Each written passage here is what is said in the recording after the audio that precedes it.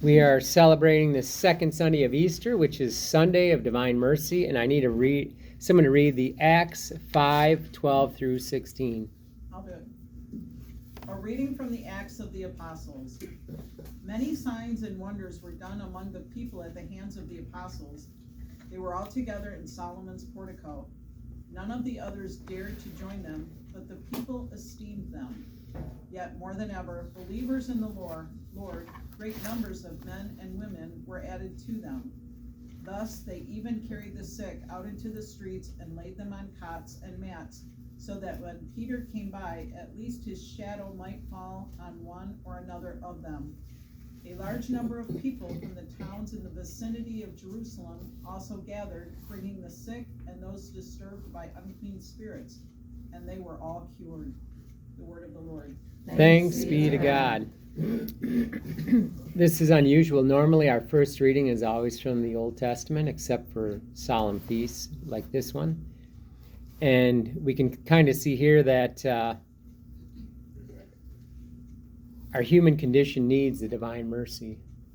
And we see that he's working through these apostles, right? So if you think about the 12 apostles, they were scared to death. We're going to hear in the gospel.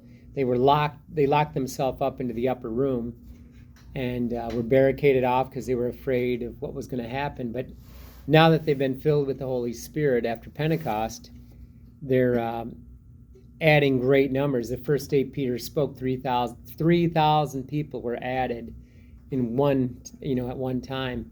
And then they're saying that great multitudes in numerous other places in the early Acts, it said great multitudes were added.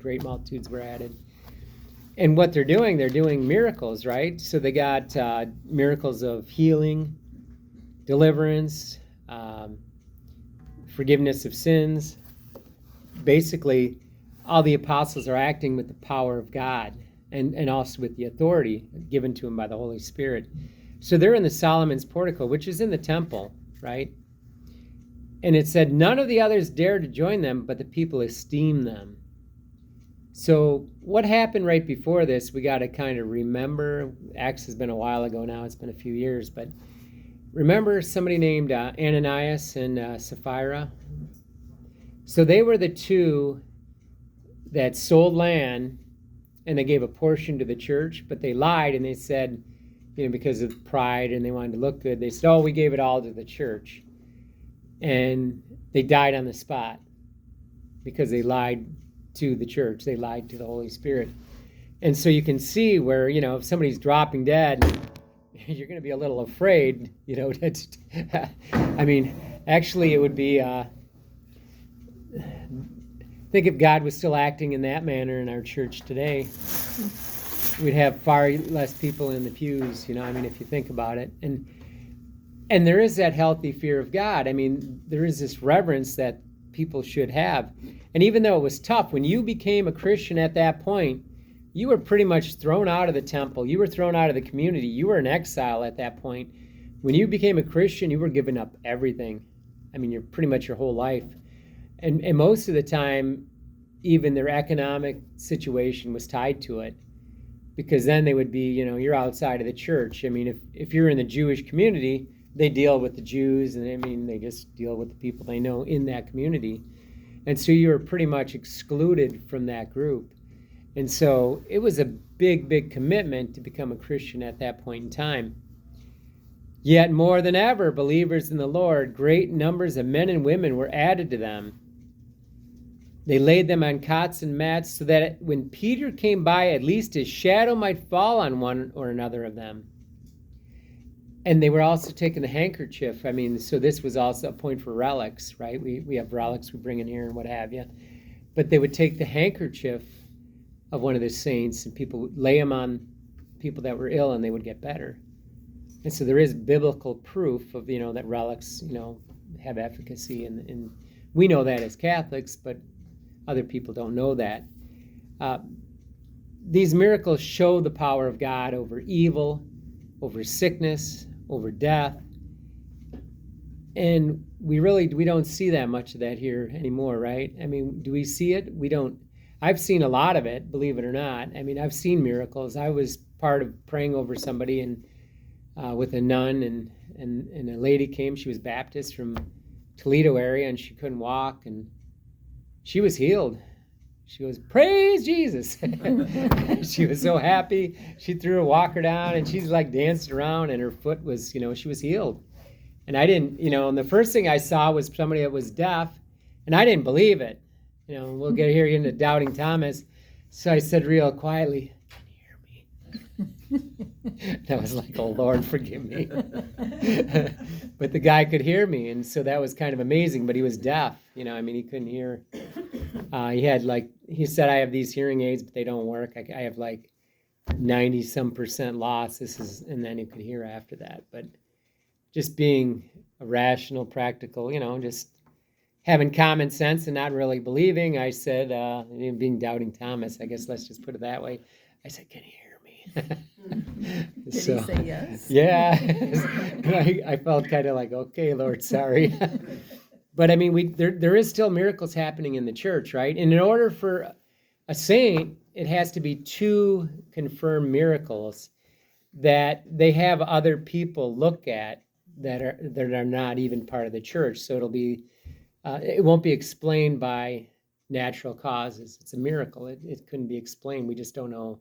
We know the reason, but natural science can't explain it. So this is God acting. It's doing a couple of things. This is boosting the faith of the people in that time.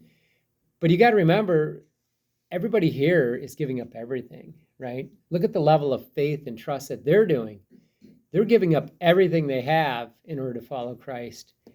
And if you look at that level of commitment to what we have now, it doesn't cost you a whole lot. Actually, it's just the opposite. It's the prosperity gospel. Become a Christian and you're going to do well, name it and claim it kind of thing. And that's kind of what we have. It's completely opposite what was going on in the early church. If you became a pope, the first 33 popes were martyred. You became a pope, matter of time. Might be this week, might be next week, but you're a goner. It's like, that's pretty much the way it was. So, we're looking at things in a little different perspective. So the other thing at the bottom here is that they would bring the sick and all those disturbed by unclean spirits, and they were all cured. All cured. It doesn't say that there was some. It's saying all of them were cured, right? Mm-hmm. And so that's the power of God working. It isn't, they were all brought and they were all cured. And so it's the miraculous power of God. And you wonder why there isn't this kind of healing that's taking place anymore.